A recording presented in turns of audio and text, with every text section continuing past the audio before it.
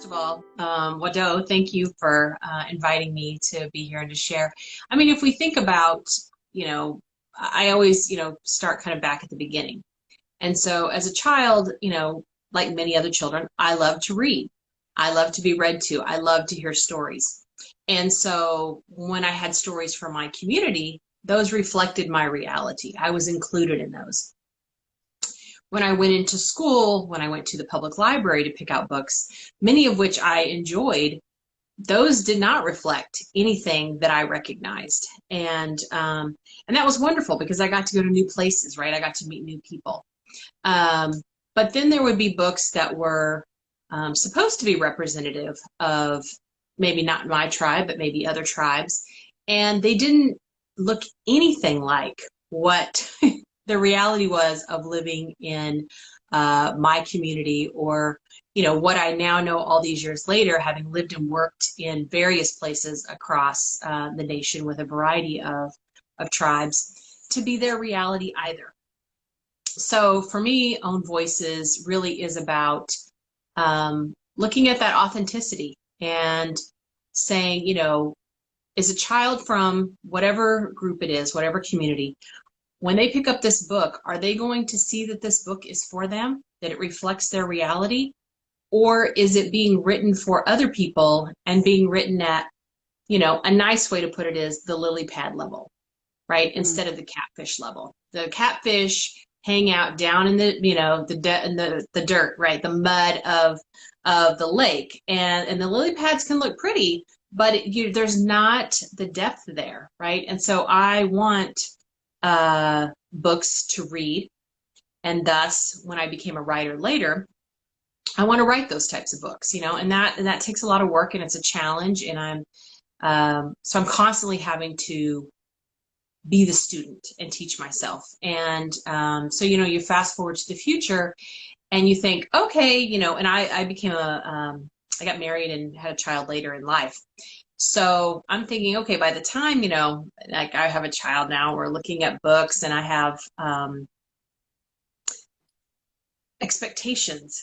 And those expectations are clearly still unrealistic because so many of the books have us in the past, Right. still written by non-native people that are presenting the lily pad view, or they're taking traditional stories from tribes and retelling them in their kind of their own way of finishing the story. It's like, excuse me.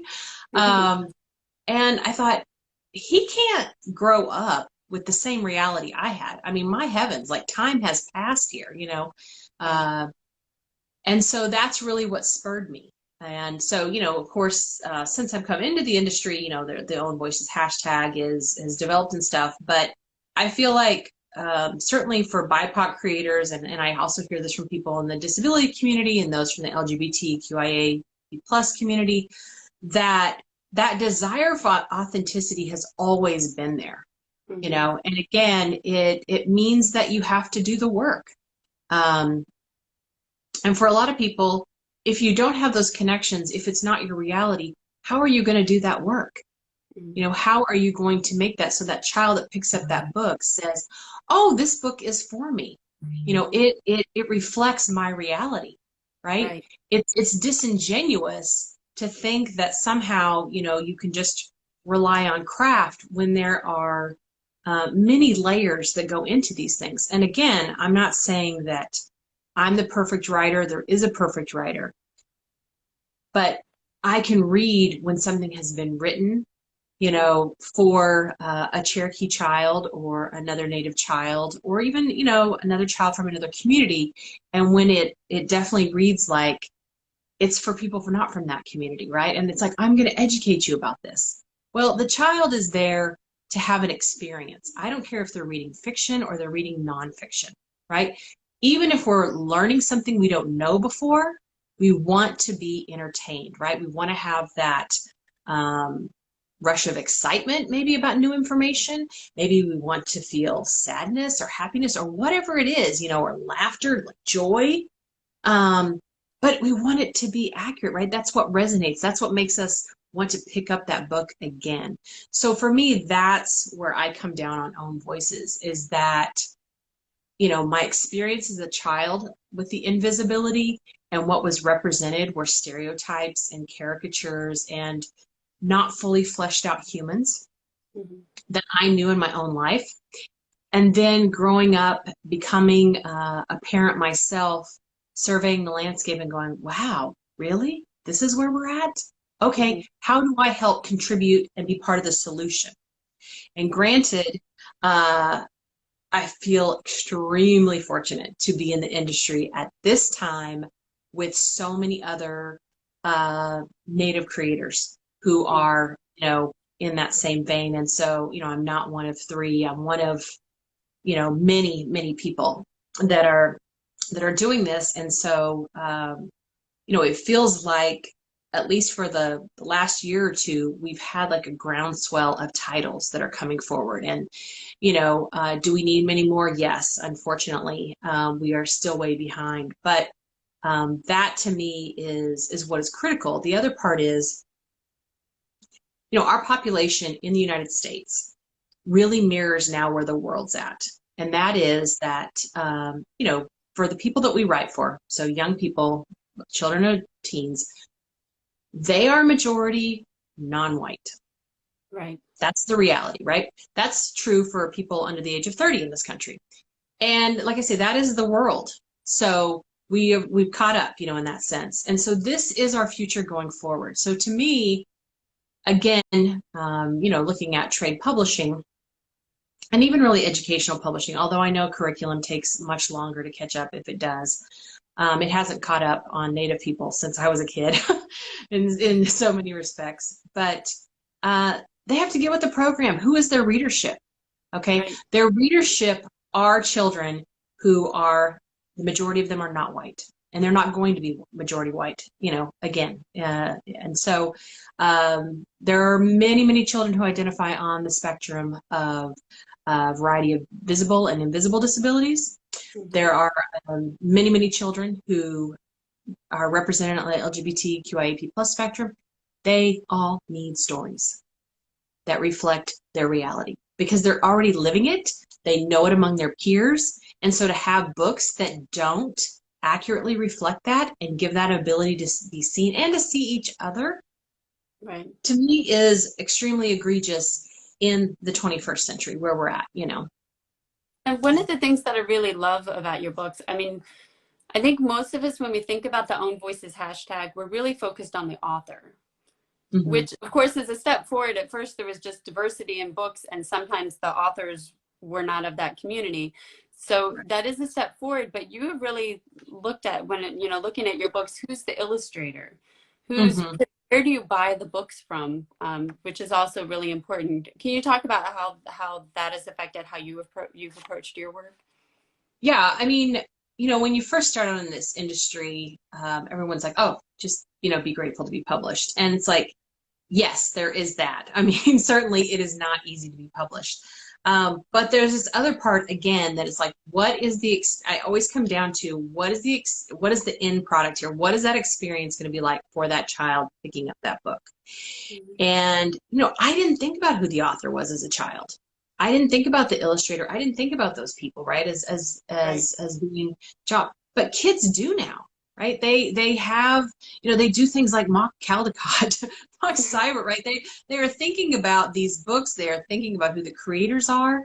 And shouldn't they be able to have that representation, right? And know that, hey, this is something you could do as a career, one. And two, the people that are working on this book come from your community, maybe come from a different community, but that is a reality now. Whereas before, everyone that was writing books, and I feel like we have made some ground in that sense that, while there are still people that are writing books about us that are problematic, I really feel for the Black community in particular, because there are so many books that continue to be published that Right. are not written by Black people and illustrated by Black people about their community, and it shows in the writing in so many of them. And I'm not saying that Mhm. someone who's from the community can't do a wonderful job, but it is a really, really, tough list to master. That's a hell of a mountain to climb. you know, Mhm. because more than often than not, in the words of Lorena Herman of Disrupt Text, you're going to look like that person in the helicopter. You're not going to come across as the person on the mountain, Mm. you know. So I'm conscious of that in my own work. Like I say, there's no such thing as perfection. Um, but I do know that, like, We Are Still Here, as well as We Are Grateful, are, illustrated by a white woman, Frenée Lessig, who's Jewish and grew up in New Jersey and now lives in Western Australia. And she's lived in many places around the world. She has close ties with a lot of Aboriginal people, in Australia. And, she took it upon herself to come to the Cherokee Nation and meet with me, meet with many people, brought her sketches, like took input from everyone all along the way. And, we have two wonderful books that we've done together. I also now have a variety of other Native illustrators that I've been able to work with, which is fantastic. And there are more that are bringing their art to bear for young readers. So, like I say, I'm grateful for Frenée and all the research and the input and the heart that she put into those things. But I'm also fantastically excited about, Maddie Goodnight. We've got Powwow Day, and you may not have seen that yet, but it's just gorgeous artwork inside. The detail that she puts into the regalia and the colors are just, it's fantastic. She's the Chickasaw Nation and lives not too far from me. Natasha Donovan, who's a fantastic Métis artist. And we've gotten to do two projects together, Classified as well as a comic script in a YA anthology that came out last September. And then, of course, Wishoyo Albitre, the book you showed earlier, At the Mountain's Base, who's a comics graphics artist. I've got, for the first time, I'm actually have a book coming up in 2023 with a Cherokee artist. So I'm ecstatic about this, because people always think, oh, there's so many. And it's like, there's not. And so there is a level of education that has to be done with someone who's working on a topic that is their tribe, and not their tribe, right? It's adjacent, but so I don't want people to think like, oh, just because they're Native, like we're all the same. We're not all the same, but there is an understanding and a very intrinsic reality they've grown up with too, of being invisible, right? And not having themselves represented, and knowing the level of work that it takes to get the representation right. And so that's what, like I said, I'm just super excited about the books that I have coming in, and certainly this one that actually I have a Cherokee author, a Cherokee artist that is doing, and I'm like, yeah, it's a wonderful time to be in the industry in that sense. Yeah. Which one is that? That's called Clack Clack Smack, a Cherokee stickball story. Oh, right. So it's a fiction picture book from Charles Bridge. You have written on so many different topics, and I was excited to see the list. I think you have 6 books that are already slated to come out in the next several years, including the one that you just mentioned, of course, Powwow Day, which is coming out very soon. Yeah. And I love history, so I was excited about. I loved reading the one about Marigolda Ross, Classified, which story I'd never heard, and I'm very excited for the biography of Wilma Mankiller. How do you go about picking your topics, especially with the biographies or the history? Were those stories, did you grow up knowing about them? Like, had you heard of Marigolda Ross before, or were there people that you had kind of gotten inspired by? Well, to answer your first question, how do I come up with these topics? And I write such a variety of things. I do that because I like variety, which is why I don't write just fiction or nonfiction. I write both. And so, if you want to look at the big grand scheme of things, I want to write from birth to 18. I want to cover the age range, and to do that in fiction and nonfiction. And then, as you know, there are, there's prose and there's poetry within both of those, right? But then there's a variety of formats. There's graphic novels, right. Or I should say just graphic, because graphic nonfiction is not necessarily a novel. There's early readers. There's a variety of things that you can do, and I want to do all of those things. because it's just part of who I am. Like I'm constantly challenging myself to learn. And what I find is sometimes my craft level is not ready for that. So, Mhm. you know, I just have to keep working on that and I work on something else. But I usually have one of my mentors in Kansas City, and that's where I lived in the Kansas City area before I moved back home to the Cherokee Nation 3 years ago. She said, always have several projects going on at the same time. Hmm. So for me, that is kind of how this confluence of all these books kind of came about at the same time, is that I have several things and then they just started selling, you know. Mhm. Um, but I like to do a variety of things. And so in terms of, let's take biographies, for instance. I mean, I loved reading those as a kid, Mhm. even though I will say that they were much drier when I was a child than what we would find today. But I was always interested in learning about other people's lives. I mean, one of the things that uh, I love about working with young people, as well as teachers and librarians, and just the people in this business, other creatives, is like learning what makes them tick. You know, like what are you interested in? What do you like? And so I look at writing biographies as an extension of that curiosity I had as a child, just about other people around me and my community and my family. And with Mary Golder Ross, that actually came about because Carol Hens at Millbrook and I were talking, and she said, you know, have you thought about writing about Mary? And I was like, no. I don't have a STEM background. I don't have a math and engineering background. And she's like, well, you know, think about that. And so, you know, I had heard her name, and there are, of course, a lot of women in STEM anthologies that have come out in the last few years. And so she'll have like a page or maybe 2 pages about her. And so I said, okay, well, you know, let me look at this. And of course, she's been covered in our tribal newspaper and on our tribal TV show, OCO TV. And what I realized was when I look at those that way she's presented there, and what I saw in the Women in STEM thing was that they do mention that her great great grandfather was the principal chief of the Cherokee Nation before our forced removal out of the east to Indian Territory, or what's now Oklahoma, until well after the removal. But they don't talk about how it's clear to me, again, being from the community, that how she was raised and the values of the larger community, right? And everyone developing their minds and talents for to serve others. And there's no difference in education for, you know, regardless of gender, right? Which is not a value that's held in the early part of the 20th century Right. in the United States, and certainly not in what is by now, you know, just she's born like a year after statehood in Oklahoma. That's not the reality at all. And so I thought, you know, that's the through line for me in the book, is sharing that she is living out those values she's been raised with. Similarly Yeah, that with was so Wilma. Oh, go ahead. No, I was just going to say that was so beautiful the way you set that up in the book, Mm.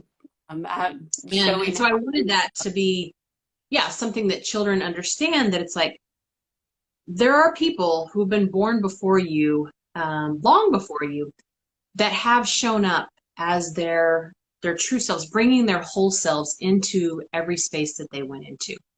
Mhm. And you're not the first person doing that. So my hope is that they will say, oh, well, here's this woman who walked into these spaces, you know, knowing what she knows, right? She is a gifted mathematician, and she's going to excel and succeed and be part of the team. And she's very humble about it, right? She doesn't have billboards in Times Square, you know, announcing who she is and stuff.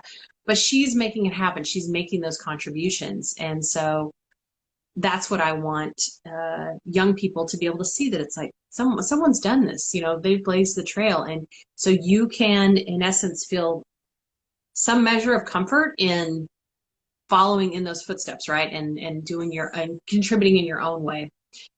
With Wilma Mankiller, I had already had in my mind that I was wanted to do a book about Wilma, and so I had already started the research. And then Jill Santapalo from Philomel reached out to me and said, would you be interested in writing a biography about Wilma for the She Persisted biography series? And I was like, as a matter of fact, I have. Steph, I haven't gotten around to that yet, but I had like pulled, she did a autobiography in 1993. And of course, I'd known Wilma was the chief when I was younger as a child, and she had been one of my role models. And in 93, she comes out with her autobiography, Man Killer, A Chief and Her People. So after she dies in 2010, I believe, I'm getting her and Mary mixed up, she donates, her public papers are donated to the University of Oklahoma. And so I had gone there back in 2017 and made copies of all of the papers I thought I would need. And they had the like unedited transcripts, because that book, her autobiography, was done with Michael Wallace, who's an author who's written about Route 66, and he's from here in Oklahoma. So anyway, I was like, oh, the unedited like transcripts of his interviews with her. This is what I want, right? This is the, you know, you're talking about primary resources. Right. So that's what helped me craft her story, was really looking at, you know, here's this woman that, you know, I looked up to, but I had no idea the levels of adversity that she had gone through.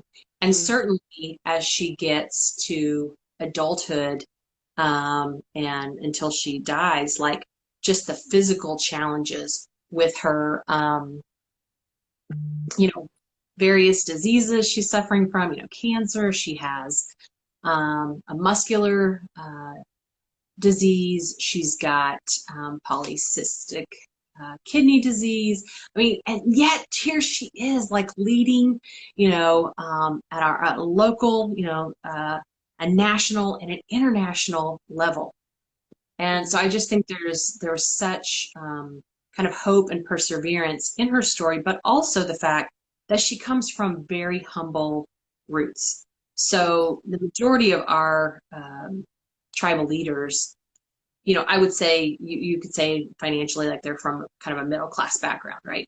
Right. Wilma definitely comes from extremely humble roots, like raised with an outhouse, you know, no electricity in the home. They're relocated by the Bureau of Indian Affairs to San Francisco.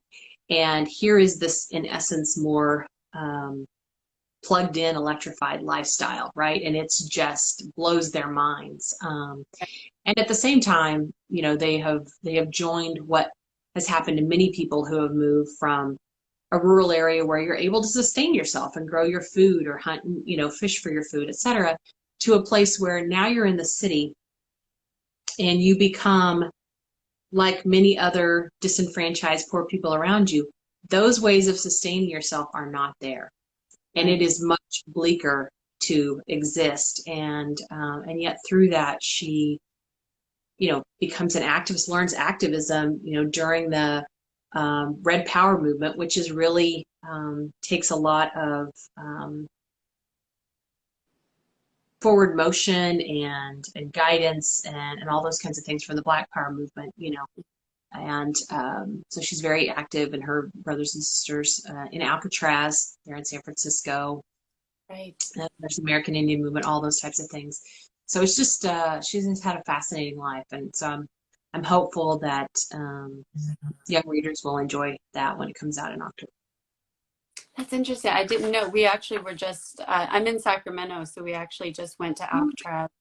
Over the summer, they had a, I guess, what was it? Was it the 50th anniversary, maybe, of the takeover of Alcatraz? I didn't realize that she was there, or that she was involved. I can't, I'm really looking forward to that. And to your other books, like I said, you have 6 of them coming out. And I want to be respectful of your time, because I know we've gone over a little bit over what we talked about, but do you want to talk a little bit about Powwow Day before we go? I know you had kind of shown it, but do you want to tell a little bit more about that? Sure. So, I mean, for those who are, you know, looking at this like from a craft perspective, this book started out as an early reader. I wanted to write an early reader, a concept book about, you know, the experience of being at a powwow for a day. And then friends were like, no, no, no, this should be a picture book. You know, you need to expand this. This is wonderful. Make it a picture book. So I did. It was still a concept, you know, focus. And then I showed it to a couple of different editors, and they're like, no, no, no, we need a character arc. And I was like, ah.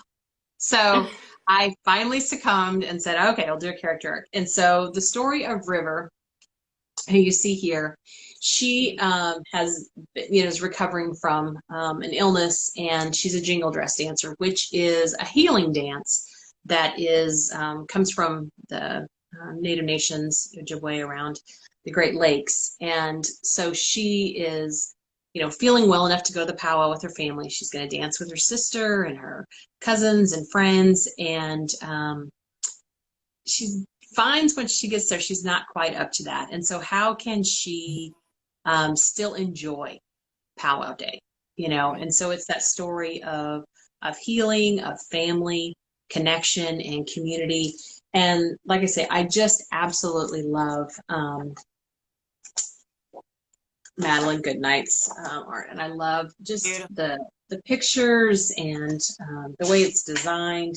It's gorgeous. Here's grand entry. We start out with the Eagle staff coming in, and so in the back matter, because it is for young readers, I do. There's all the jingle dress dancers. I do have some back matter on information about powwows and kind of talking, you know, people through how that works with an arena director and grand entry, powwow etiquette, you know, things like that. Because I know that because the book's designed, you know, to start at kind of age 4 and up, some children may not be familiar with that. But I certainly hope that anyone who has the opportunity to go to a powwow, if you haven't, goes, because they're absolutely wonderful and welcoming. And, you know, fingers crossed people behave and we get back to where we can do these things in person again, because I miss being able to go to gatherings like powwows. And I love that it also continues with, you know, the theme that's in so many of your books about that Native peoples are still here. And this is contemporary. Yeah. These are the traditions that are still happening, you know, not just kind of in the past. So I think that's really beautiful. Yeah. Well, thank you so much. You know, we all live on that continuum, right? We're all the past, the present, and the future. And unfortunately, you know, until recently, we just haven't seen ourselves in the present, or you know, or having a future. And so I appreciate that you see that does come across in my books, because that's what I want young people to feel, is that yes, we are here now and we will still be here, you know, because there is so much of our lives that's relegated to, you know, pre-1900, and that's it. Right. Yeah, well, thank you so much for being here. It was such a pleasure to talk to you. And as I mentioned, I feel like there's so much more I could talk to you about, because it's just so interesting. I mean, you're just such a fascinating speaker, and I love hearing how thoughtful you are about everything that you've done and how you think about it. So I really appreciate you taking the time to share with us. And if you haven't read her books, which I would be surprised if you haven't read at least one of them, and you've got a lot of them displayed behind you, please go check them out. They're really delightful to read, and I'm looking forward to reading Powwow Day and the others that are coming out. Wado, I appreciate that. I'm honored by your words and very much humbled by them. And I just would, ask that people, you know, make sure that they're available at your local library if they don't have them, so that more children can access them. It's so important for kids to be able to access books, and many of them, you know, get them from the library like I did and still do. Right. So, Wado, for having me today. I appreciate it very much.